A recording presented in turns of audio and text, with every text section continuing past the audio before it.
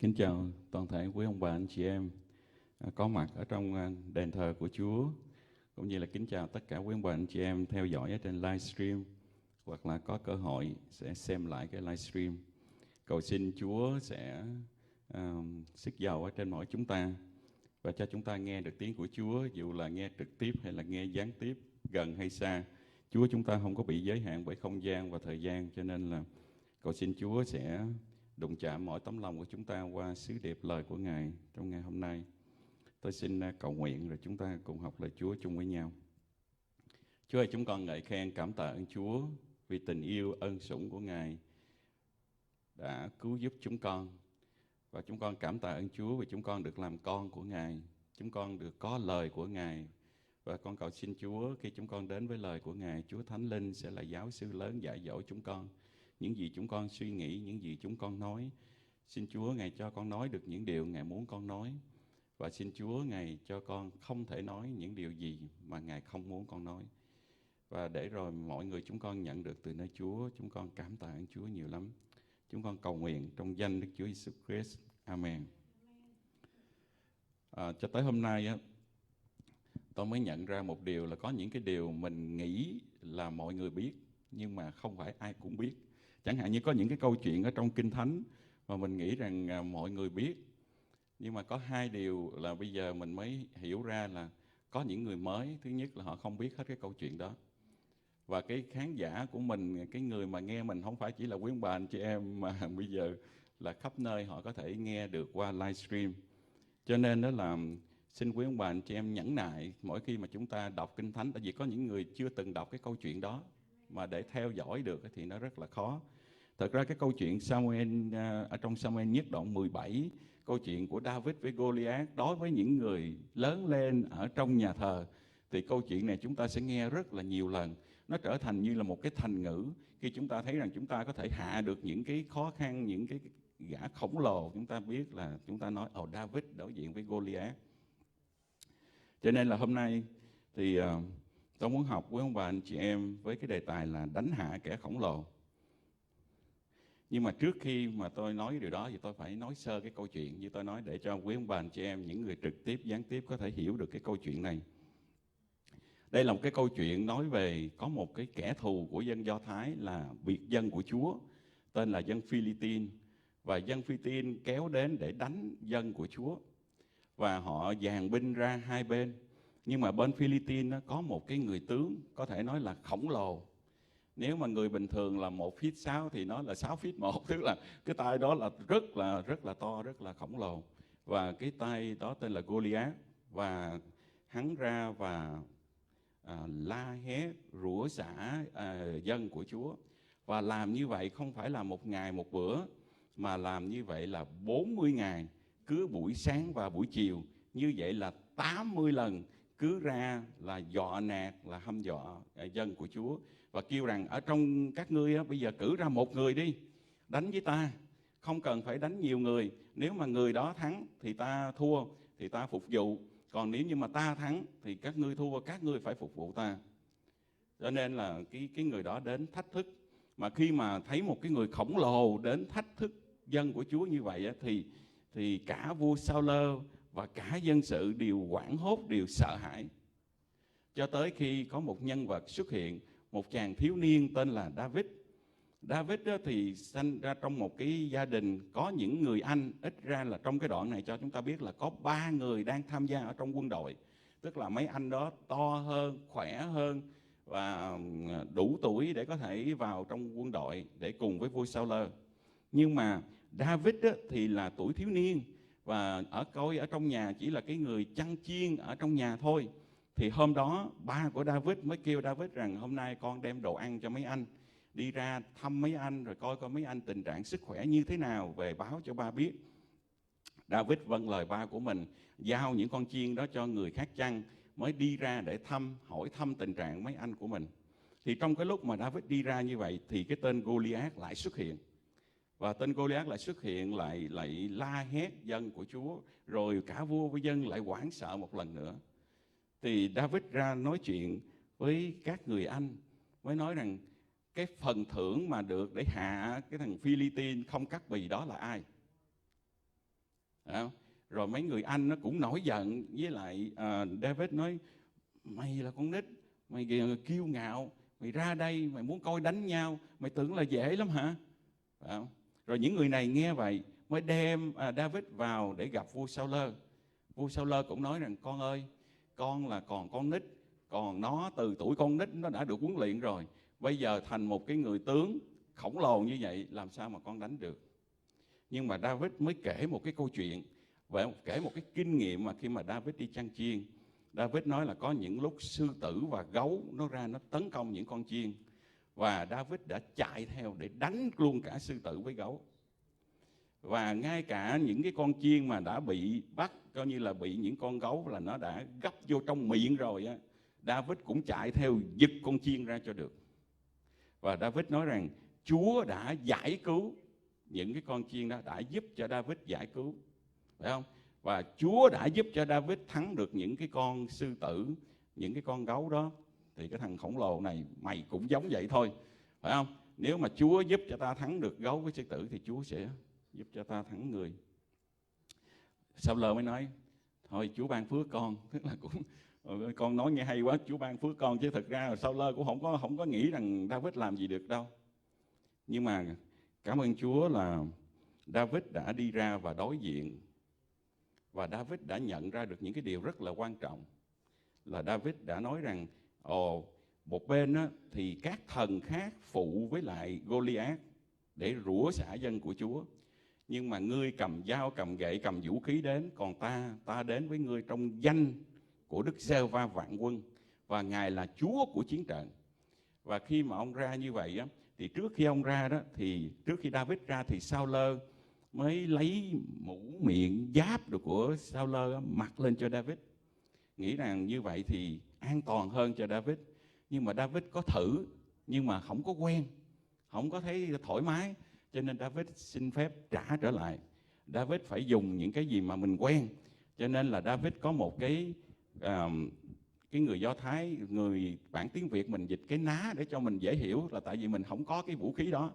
Nhưng mà cái nó làm cái trành ném đá, tức là nó có cái dây, nó có cái túi bỏ đá vô trong đó rồi quay rồi cái giật cái thì đá nó bay tới, thì cái cục đá đó rơi vào sâu vô trong trán của Goliath mới bị té sắp xuống mà chết. Thì David mới đi lên. David đi lên không hề có gươm ở trong tay. David lấy cái gươm của Goliath, chặt đầu Goliath và cầm cái đầu đó về. Và cái đầu đó đem về thành Jerusalem, và cái gươm đó đem về trại quân của mình. Đó là cái câu chuyện mà chúng ta có thể đọc được ở trong Sa-muel nhất đoạn 17. Nhưng mà bao giờ cũng vậy, lời của Chúa là có cái nghĩa đen và có cái nghĩa bóng, có cái nghĩa thuộc thể và cũng có cái bài học thuộc linh cho chúng ta. Chính vì vậy mà chúng ta mới học với nhau đánh hạ kẻ khổng lồ. Bây giờ chúng ta nói một chút về kẻ khổng lồ ở trong cuộc đời của chúng ta. Kẻ khổng lồ ở đây có thể được hiểu là những cái tình huống, là những cái hoàn cảnh, là những cái nỗi đau, là những cái nan đề mà nó quá lớn đối với chúng ta. Nó không phải là chỉ xảy ra một ngày một bữa, nhưng mà nó dài hạn đối với chúng ta. Và chúng ta cảm thấy như làm sao để ra khỏi cái nan đề này, làm sao để giải tỏa được. Nó chiếm ngự tâm trí của chúng ta. Chúng ta cảm thấy overwhelmed, chúng ta cảm thấy khiếp sợ khi mà nghĩ tới điều đó, làm chúng ta có cảm xúc là không có sự an ninh. Đó là những kẻ khổng lồ. Chúng ta thấy những kẻ khổng lồ đó có thể là một cái đại dịch Covid mà cả nhân loại phải đối diện. Cái khổng lồ đó có thể là khủng hoảng kinh tế toàn cầu. Cái khủng hoảng, hay là chúng ta thấy là cái kẻ khổng lồ đó có thể là chiến tranh thế giới. Nhưng mà nó cũng có thể là những cái mối liên hệ, những cái tài chánh, những cái sức khỏe mà nó tấn công chúng ta. Và chúng ta cảm thấy rằng Chúa ơi, kẻ thù này nó quá lớn, làm sao mà con có thể qua được. Khổng lồ đến có thể là với nhiều hình thức khác nhau, nhiều kích cỡ khác nhau. Có thể ở trong sức khỏe, trong liên hệ, trong hoàn cảnh, trong nghiệp vụ, trong kinh tế của chúng ta. Nó không phải là dễ dàng ra đi. Có nhiều lúc chúng ta đối diện, chúng ta ước ao rằng ồ, nó đến, mong là nó mau đi. Nhưng mà ở đây nói rằng không có, nó vẫn trở lại. Nó vẫn trở lại. Có những cái tiếng nói, có những sự tấn công trong tâm trí của chúng ta. Và nó sẽ không có bao giờ ra đi cho tới khi có một người có đức tin nơi Chúa để đối diện những cái nan đề đó. Ở trong Kinh Thánh Chúa nói rằng ma quỷ kiện cáo chúng ta ngày và đêm. Có những cái vấn đề mà nó ám ảnh chúng ta ngày và đêm, cho tới khi nào chúng ta cậy đức tin của Chúa và đứng lên.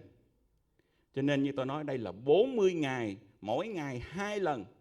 Ma quỷ, kẻ thù, kẻ khổng lồ đó sẽ không bao giờ chịu dừng lại, không bao giờ chịu im tiếng, cho tới khi nào chúng ta phải mạnh mẽ đứng dậy để đối diện với cái trở lực mà chúng ta phải gặp.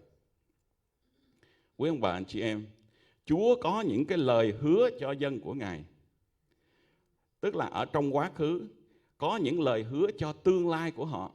Nhưng mà giữa cái quá khứ đó với cái tương lai đó có một kẻ khổng lồ. Phải giải quyết được kẻ khổng lồ thì chúng ta mới bước vào được cái phước hạnh ở trong tương lai mà Chúa vạch cho chúng ta. Cái kẻ khổng lồ đó chính là cái kẻ đang đứng giữa những gì quý ông bà anh chị em đọc ở trong Kinh Thánh và những cái điều mình kỳ vọng ở trong thực tế, ở trong tương lai cuộc đời của mình. Nó có những cái kẻ khổng lồ. Chúng ta đọc lời Chúa, chúng ta thấy những lời hứa của Chúa, chúng ta thấy những cái phước hạnh của Chúa. Nhưng mà để chúng ta bước vào được cái chỗ đó, chúng ta thấy Chúa ơi, tại sao con phải gặp những cái kẻ khổng lồ này? Bây giờ chúng ta mới nói, như vậy thì cái anh chàng thiếu niên David này lấy cái gì mà dám đối đầu với Goliath? Và thực sự là ảnh thắng bằng cái gì? Nếu chúng ta hỏi thiếu nhi, chúng ta hỏi những người trong nhà thờ, David thắng Goliath bằng cách nào? Thì chắc ai cũng biết là lấy cái ná, lấy cái slingshot đó, rồi xong rồi mấy cục gạch. Cái câu trả lời rất là đơn giản. Nhưng mà khi chúng ta vào sâu trong câu chuyện thì chúng ta thấy rằng đó không phải là cái vũ khí chính. Cái người Việt của mình có nói rằng biết người, biết ta, trăm trận chiến, trăm trận thắng. Bây giờ tôi muốn dựa trên cái câu đó để học với quý bà anh chị em 3 điều. Cái thứ nhất là David biết mình là ai. Cái thứ hai là David biết kẻ thù của mình là ai. Và cái thứ ba là David biết Chúa mình là ai. Bây giờ đầu tiên nói David biết mình là ai. David biết mình là con của cha mình. David biết mình là tôi tớ của vua. Và David biết mình là dân của Chúa. Bây giờ tôi nói cho quý vị nghe. Cái thứ nhất ở trong câu 12 thì nói tới David, là nói rằng David là con của Isai. Rồi qua câu thứ tư thì lại nói rằng, câu 14 thì nói rằng David là con trai út. Có như là trong gia đình thì David là nhỏ mà cũng không có được giao trách nhiệm lớn. Nhớ là khi mà Samuel đến để xức dầu để kiếm một cái vị vua kế tiếp thì chúng ta nhớ là David là không có được đếm xỉa tới luôn. Cho nên chúng ta thấy ở đây quý bà anh chị em, nó giống như là David là một người nhỏ nhất trong những người nhỏ, đối diện với Goliath là kẻ bự nhất trong những người bự, kẻ to nhất trong những người to. Để chúng ta thấy rằng cái tương quan nó không có quân bình, nó không có cân đối. Giống như hồi đó chúng ta học lịch sử Việt Nam mà đấu với Trung Quốc vậy, phải không? Cái lực lượng của mình đó là không có ngang tầm với nhau. Nhưng mà ở đây tôi thấy được rằng không phải đương nhiên xuất hiện một cái chàng trai thiếu niên mà có thể ra hạ được. Nhưng mà có những điều mà Chúa đã xây dựng từ ở trong việc nhỏ, ở trong cái chàng trai đó để có thể làm được cái công việc đúng cái thời điểm. Cái điều thứ nhất là ở trong gia đình thì chúng ta thấy là David là cái người biết thuận phục cha của mình. Chúng ta nhớ cái lúc này là David đã được sức giàu. Okay. Mà ở đây là David ở trong câu 15 nói rằng David nghe lời của cha và về chăn chiên. Tức là cha mình kêu thì mình làm, có cái sự thuận phục ở trong gia đình. Câu 20 thì nói rằng David làm y như là Ê-sai đã dặn. Tức là cha mình kêu gì mình làm cái đó. Có cái sự thuận phục, tức là biết mình là con của cha mình. Cái thứ hai tôi thấy là ông biết mình là tôi tớ của vua. Quý ông bà anh chị em, chúng ta lại thấy một cái cặp đối diện khác là giữa David với Goliath, David với Saul. Saul là vua đương vị, nhưng mà thần Chúa không còn ở cùng. Trong lúc David đó là cái người sẽ nối ngôi, và thần Chúa đang ở cùng. Cho nên là David biết cái vị trí mình sẽ bước vào, và David biết được những cái điều mà Chúa đang đặt để trên cuộc đời của mình. Nhưng mà ông không hề có một cái lời nào mà xúc phạm tới vua Saul. Ông vẫn nói rằng tôi tớ của vua. Chúng ta thấy ở trong lời của Chúa ghi điều đó ở trong câu 32, kẻ tôi tớ của vua. Rồi cái lúc mà mới bắt đầu để vào thưa với vua là chưa làm được gì, thì nói kẻ tôi tớ của vua thì cũng còn dễ. Bây giờ hạ được cái thằng Goliath, cầm cái đầu trở về rồi. Hồi nãy ông khi dễ tôi hả? Phải không? Ông nói tôi con nít phải không? Coi nè. Không có. Quý bà anh chị em đọc ở trong câu 58, khi mà David cầm cái đầu của Goliath về, vẫn nói chuyện với vua Saul là thưa vua, tôi là kẻ tôi tớ của vua.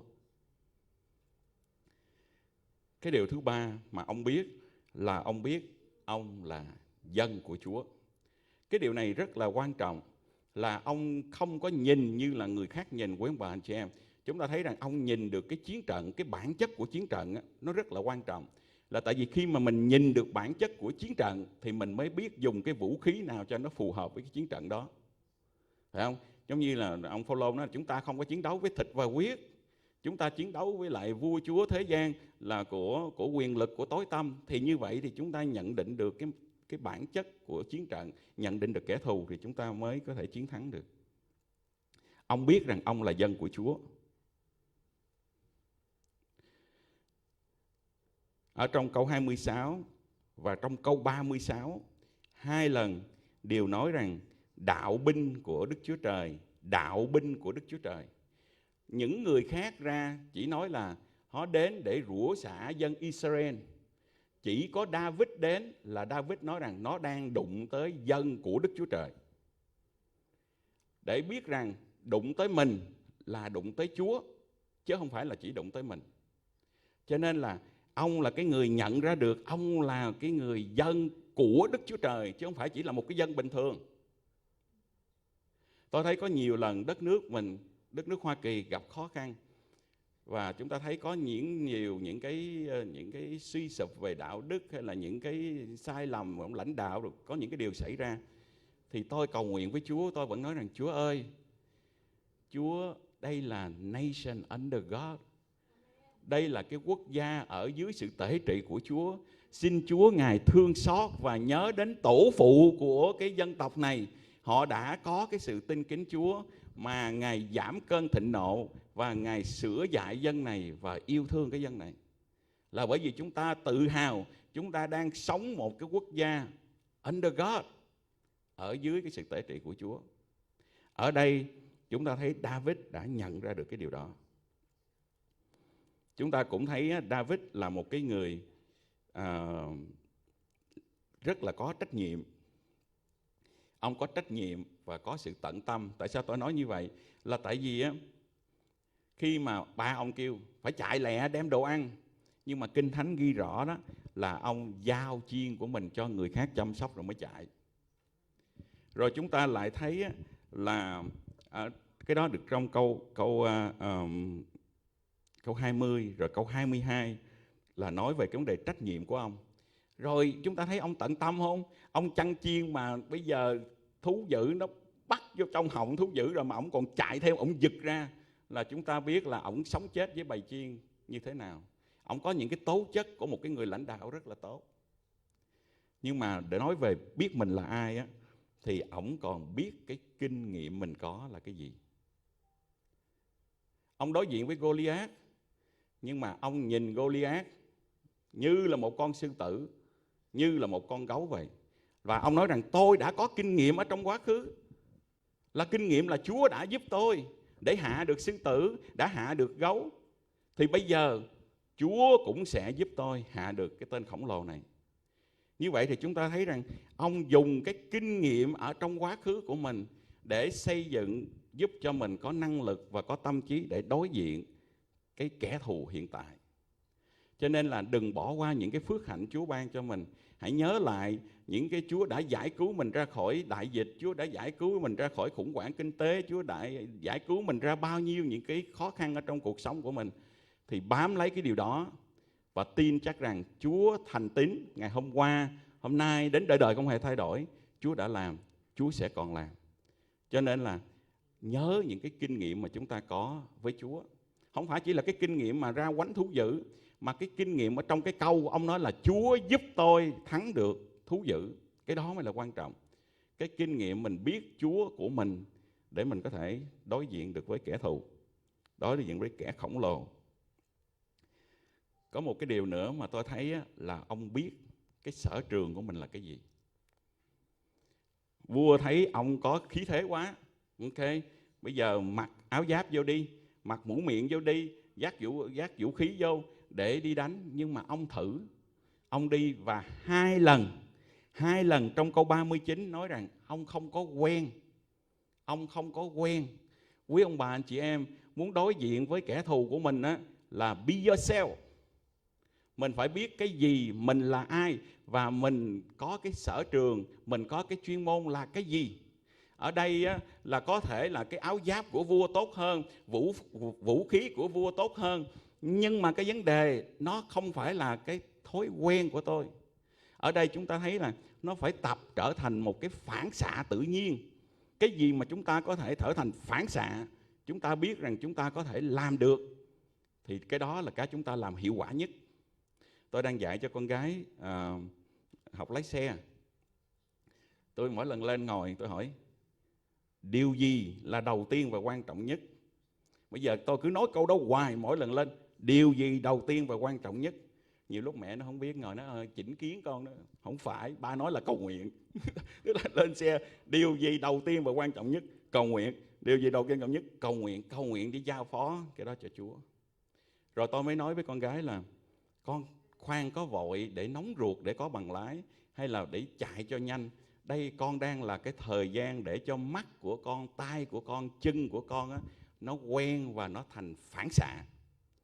Tại vì lái xe không phải là một cái người nào xuất sắc gì, mà cái người nào có nhiều thì giờ ở trên xe thì tự nhiên tay mình sẽ lanh ra, mắt mình sẽ chính xác, chân mình sẽ phối hợp, và mình lái xe nó cần tạo thành cái phản xạ.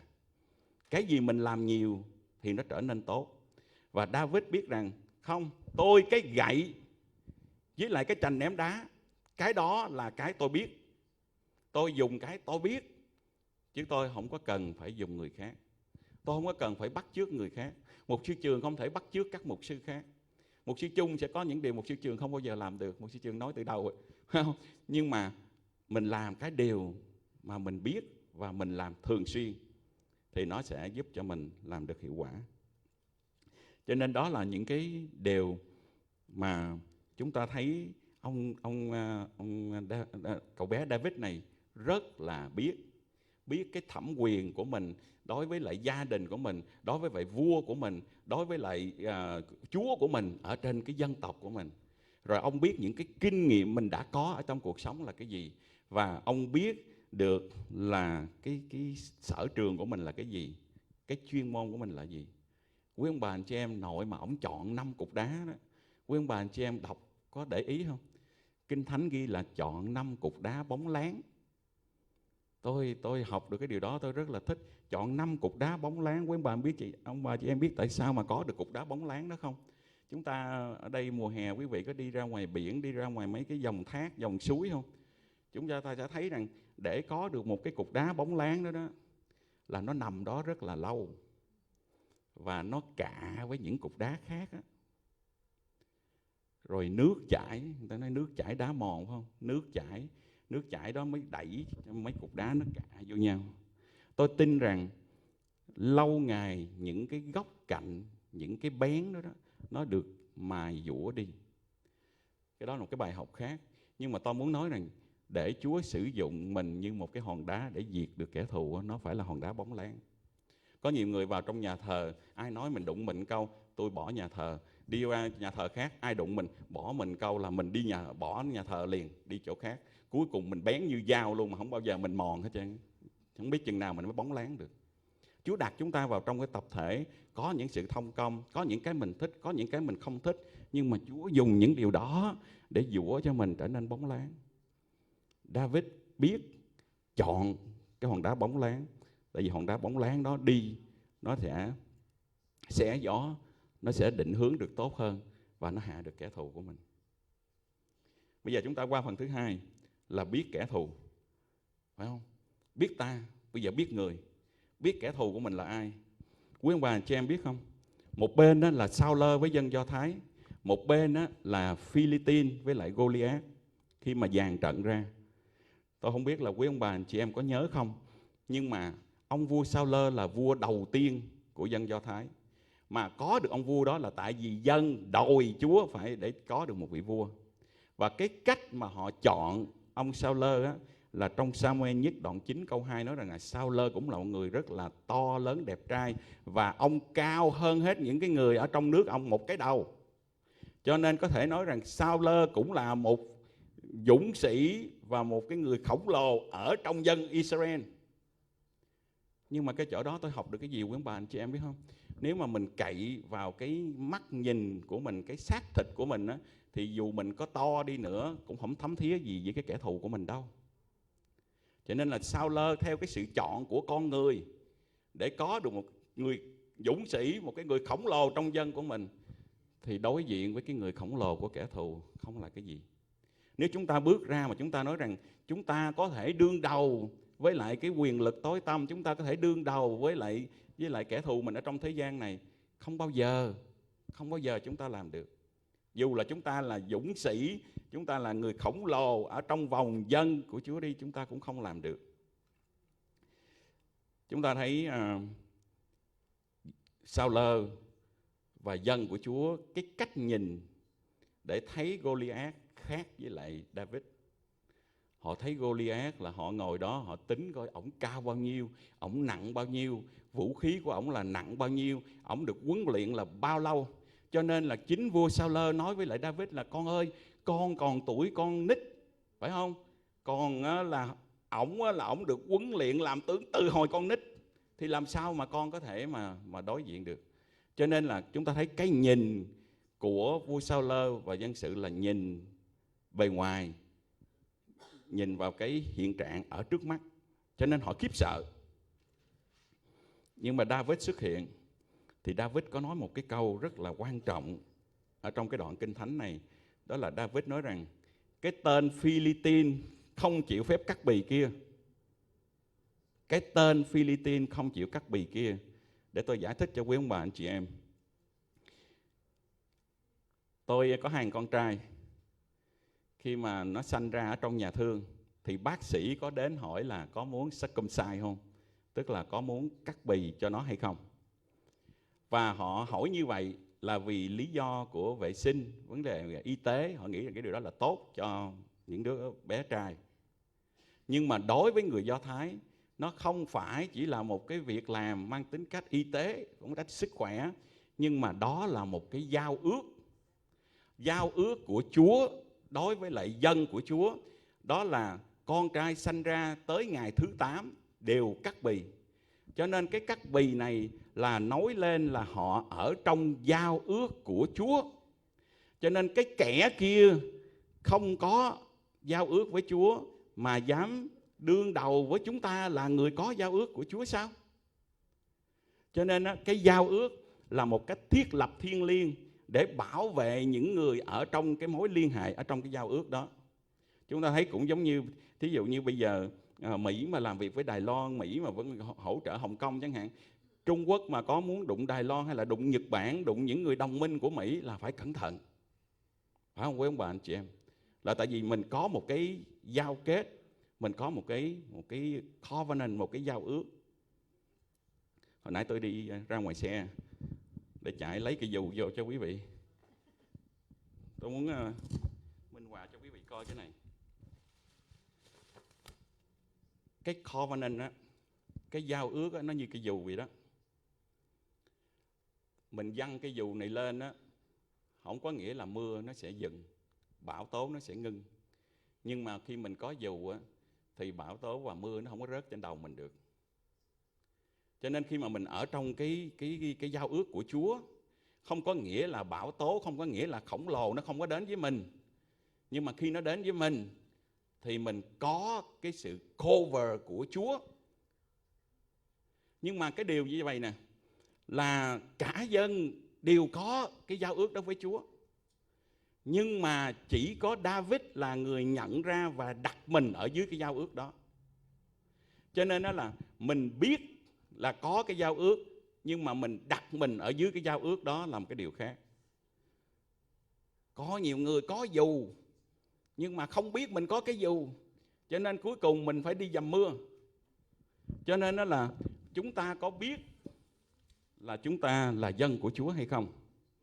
Và chúng ta biết rằng chúng ta có cái giao ước với Chúa hay không? Cho nên ở đây á, là ông nhận ra được, người khác nhìn cái tướng to của nhà ngươi, nhưng mà ta nhìn khác. Ta nhìn thấy cái giao ước ngươi không có, còn ta có.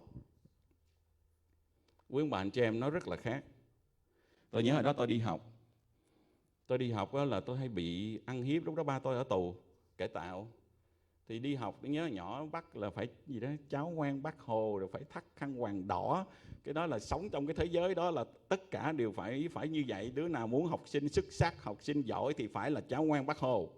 Ok, tôi không biết ai nghe, khán giả có nhiều người, nhưng mà đó là cái thời mà tôi còn ở Việt Nam đi học là như vậy. Nhưng mà thắt khăn quàng đỏ về á, có mấy thằng hàng xóm nó cứ ra nó nắm quàng đỏ, nó siết cổ tôi vậy nè. Bữa nào nó cũng ra nó làm như cái đó vui lắm vậy đó, phải không? Nó cứ ra là nó ăn hiếp mình. Nhưng mà tới một ngày ba tôi về. Khi mà ba tôi tù cải tạo trở về, thì ba tôi đi học với tôi và về với tôi. Tụi nó vẫn còn đó, nó bự hơn ngày xưa, nhưng mà bây giờ khác rồi. Là tại vì bây giờ tôi không có đi một mình tôi, mà tôi đi có ba của tôi. Ba của tôi lớn hơn là tụi nó. Quý ông bà anh chị em, cho nên đây cái chiến trận không phải là tôi có cái gì, mà là tôi thuộc về ai.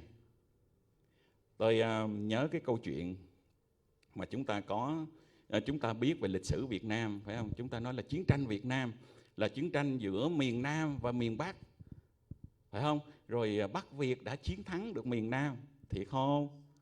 Quý ông bà anh chị em, cái cuộc chiến đó là cuộc chiến giữa hai ông bự hơn, là phía sau lưng cái miền Nam á, là ông Mỹ, còn sau lưng miền Bắc á, là ông Trung Quốc. Và Nga, mà sở dĩ mà họ thắng được miền Nam là tại vì miền Nam Mỹ rút lui. Khi không còn hiện diện của Mỹ thì miền Nam không có cách nào đối diện với Nga, với Trung Quốc được.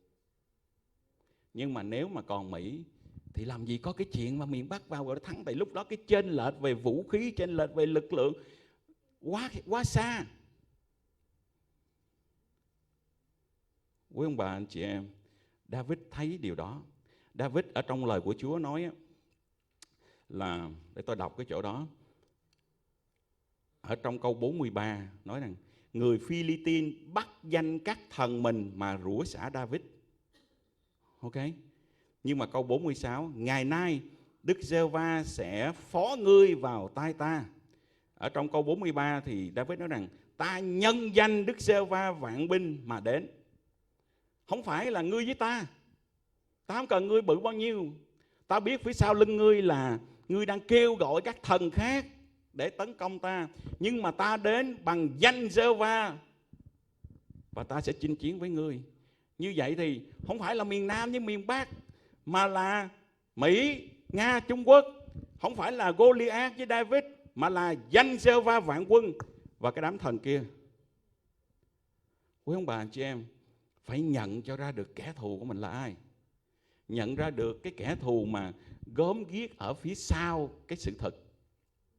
Chúng ta trong nhà thờ có những cái sự xung đột, bắt đầu chúng ta coi ông A, bà B, ông mục sư, bà chấp sự gì đó là kẻ thù của mình. Chúng ta ở nhà gây lộn với nhau, chúng ta coi chồng, coi vợ, coi cha mẹ, coi con cái mình là kẻ thù của mình. Chúng ta vào trong chỗ làm, chúng ta bất hòa, chúng ta coi thằng chủ là kẻ thù của mình. Quý bà anh chị em, mình chọn lộn chiến trận rồi. Mình nhìn lộn kẻ thù rồi.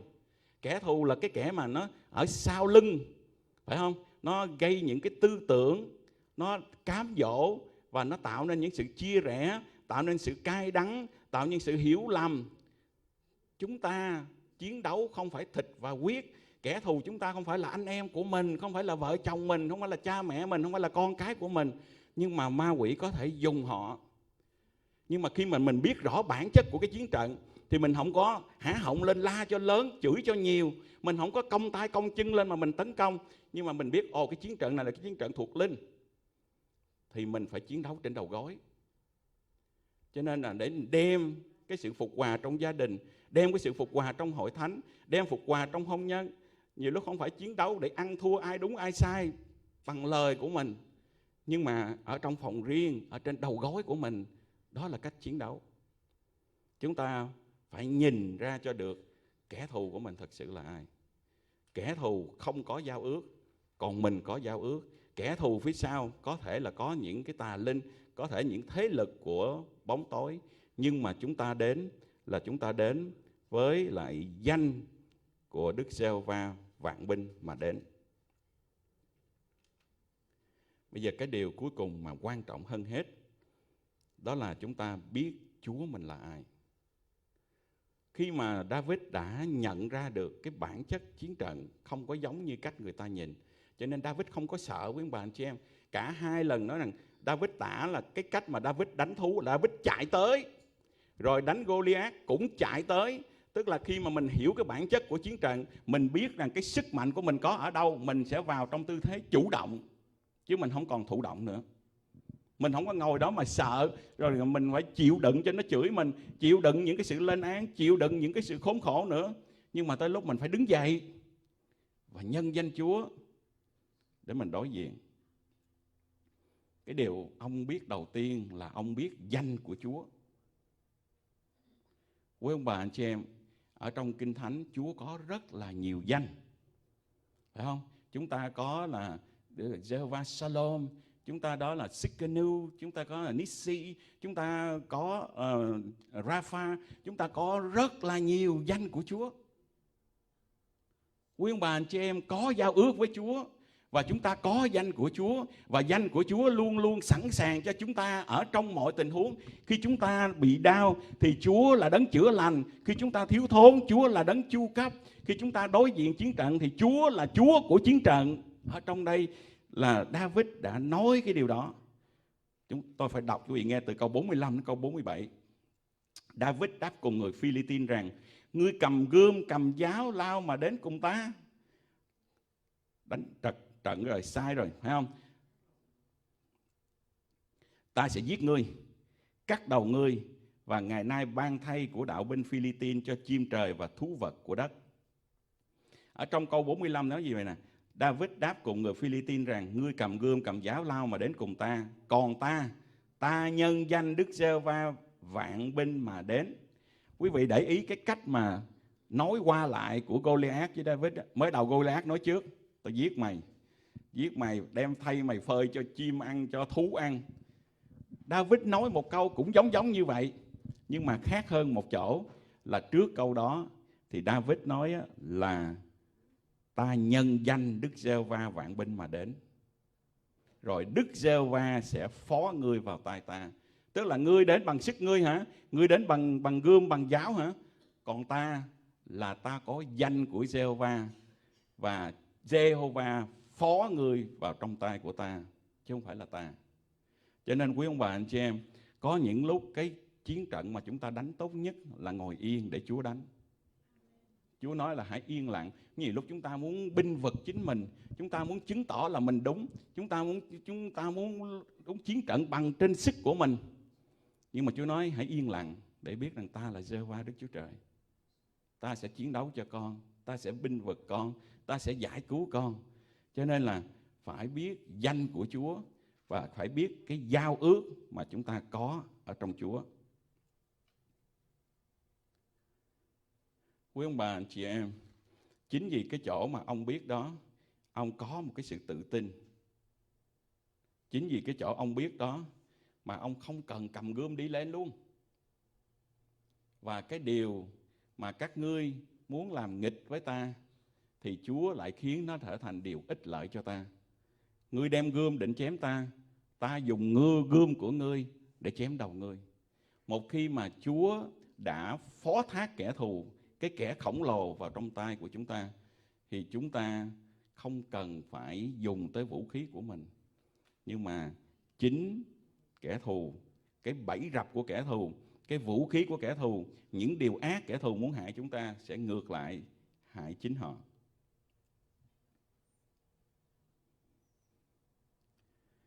Quý ông bà chị em, có nhiều điều mà chúng ta có thể học được trong cái đoạn này lắm.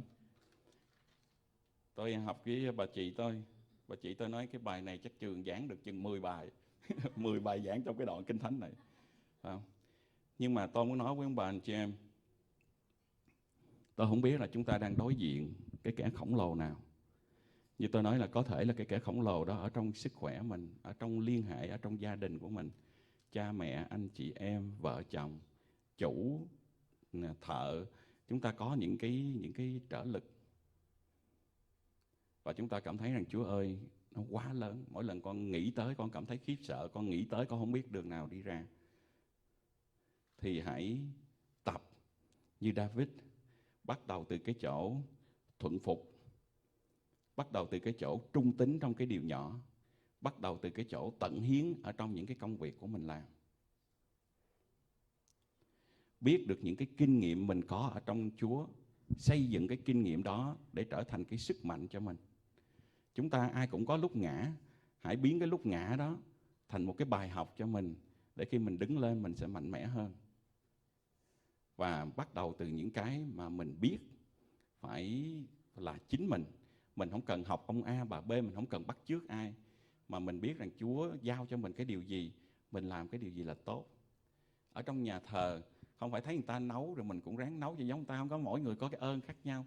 Phải không? Có thể là mình cắm hoa, có thể là mình trang trí, có thể mình giảng dạy, có thể mình làm cái công việc gì đó, mà hãy vui vẻ làm với cái điều mà Chúa đã trang bị cho mình để mình có thể làm được. Quý ông bà anh chị em phải biết kẻ thù của mình, biết cái chiến trận của mình. Tại vì mình biết cái chiến trận của mình, nó không phải là chỉ cái mình thấy, không phải là những xung đột với những con người đang ngồi trước mặt của mình, nhưng mà mình biết rằng mình đang theo Chúa. Quý ông bà anh chị em không, tôi học một cái ý này rất là hay nè, là ông David á, ông tới ông hỏi phần thưởng là gì vậy? Phải không? Mấy người kia nói phần thưởng á, được gả con gái nè, rồi được cho tiền bạc nè, rồi khỏi đóng thuế nè. Trời, ngày nay ở Mỹ mà được mấy cái sướng ha. Phải không? Nhưng mà chúng ta đặt câu hỏi là tại sao mà David tới mà quan tâm tới phần thưởng? Là tại vì Sao-lơ đã đưa ra cái phần thưởng đó, là cái thứ nhất. Nhưng mà đối cái điều mà tôi học được á, là ông biết tập trung vào cái điểm nào. Những người kia Sao-lơ với cả dân sự là tập trung vào Goliath. Và khi tập trung vào Goliath á, thì làm cho mình trở nên khiếp sợ. Nhưng mà David á, chọn cái sự tập trung của mình đúng chỗ. Mình tập trung vào Chúa và tập trung vào đấng sẽ ban thưởng cho mình. Tôi thấy ví dụ như con tôi mà hai đứa tụi nó gây với nhau chẳng hạn, phải không? Thì tôi nói là ba kêu con ngưng, phải không? Nhiều lúc tụi nó phải biện minh cho mình, rồi phải minh giải cho mình để chứng tỏ mình là đúng rồi kia. Nhưng mà tôi nói là con nghe lời ba, phải không? Con nghe lời ba, con dừng lại thì con làm vui lòng ba, thì con được thưởng. Cái vấn đề không phải là con ăn thua với em của con hay là ăn thua với anh của con, mà là con làm đẹp lòng ba. Con là con của ba. Có nhiều lúc chúng ta có những cái chiến trận, chúng ta bỏ quá nhiều thì giờ, công sức, lao lực để chiến đấu với anh em của mình. Nhưng mà thay vì chúng ta tập trung vào đấng ban thưởng cho chúng ta. Có những lúc không phải là cái chuyện đúng hay là sai, mà là cái chuyện hay hay là dở. Câu đó là của ba tôi. Ba tôi dạy tôi cái điều đó. Ba tôi nói là ở trong liên hệ của mình có những lúc không phải đúng hay sai, mà là hay hay dở. Quý vị cái nào thấy hai vợ chồng cãi lộn nhau mà nói là tôi sai không? Không có. Tôi đúng, bên đây tôi cũng đúng. Rồi gây với nhau, cuối cùng hai đứa chia tay. Đứa nào cũng đúng hết mà chia tay. Cho nên cái vấn đề có nhiều lúc không phải là đúng hay sai, mà là hay hay dở. Chúng ta có hai cái chiến trận xảy ra mỗi ngày. Đó là cái đối diện với những cái hoàn cảnh chung quanh, với những con người chung quanh, và cái đối diện của chúng ta với Chúa. Cho nên bây giờ cái chiến trận nào đối với chúng ta quan trọng hơn? Chúng ta tập trung vào phần thưởng của Chúa để chúng ta có thể nhịn người khác, hay là chúng ta ăn thua với người khác mà chúng ta mất phần thưởng của Chúa? Cho nên đó là ông David, ông tập trung vào cái chiến trận và tập trung cái tâm trí của ông vào đúng chỗ để Chúa có thể ban thưởng cho ông. Biết Chúa mình là ai, quý bà anh chị em, nhớ là chúng ta có danh của Chúa, chúng ta là con của Chúa, đừng có quên như vậy. Đừng có quên như vậy. Như tôi nói vậy, có ngày nó ăn hiếp tôi phải chạy. Nhưng mà tới lúc tôi biết rằng tôi có ba của tôi thì tôi có thể đứng lại một cách tự tin, và nó phải chạy, tới phiên tụi nó phải chạy. Nếu mà chúng ta đi ra chúng ta chỉ nghĩ rằng con phải đối diện với bao nhiêu những cái trở lực ở trong cuộc sống này, là chúng ta bị mất một cái giao ước rất là lớn, là chúng ta là con của Chúa, chúng ta có danh của Chúa. Và Kinh Thánh nói rằng Chúa là Chúa của chiến trận, cho nên là không có cái chiến trận nào mà Ngài không đắc thắng. Cho nên là hãy giao phó mình ở trong tay của Chúa, và Chúa sẽ giúp cho chúng ta chiến thắng.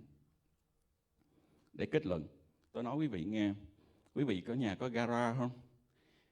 Có gara và có cái remote và tự động cái cửa nó mở lên mở xuống không? Tôi nhớ có lúc cái gara của tôi điện thì vẫn còn mà mở nó không lên, bấm cỡ nào nó cũng không lên. Cuối cùng thì phát hiện cái gì quý bà anh chị em biết không? Là cái đèn ở bên đây của gara và cái đèn bên kia của gara nó phải bắt được với nhau. Còn nếu mà nó không có bắt được với nhau á, thì là mình có điện ở đó thì nó cũng không có hoạt động được. Mà lúc đó mình có dùng sức của mình để mình kéo cái cửa lên thì nó lại quá nặng. Có nhiều lúc chúng ta ở trong Chúa đó, Chúa chúng ta là nguồn sự sống, Chúa chúng ta là nguồn của năng quyền. Chúng ta không có thiếu cái nguồn năng quyền đó, okay? Nhưng mà chúng ta thiếu cái alignment.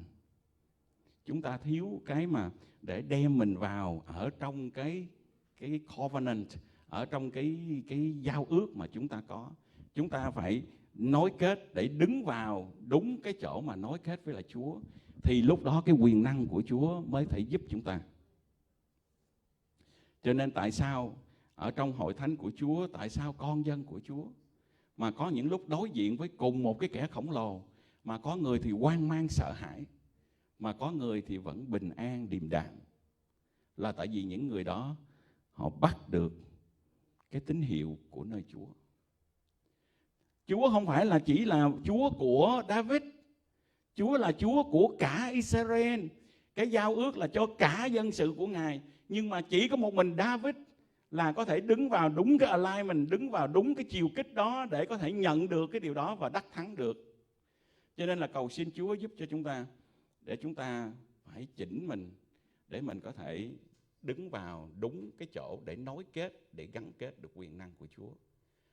Và quý bà anh chị em, mình biết rõ mình biết rõ kẻ thù của mình, và mình biết Chúa mình là ai, thì chúng ta hạ được kẻ khổng lồ.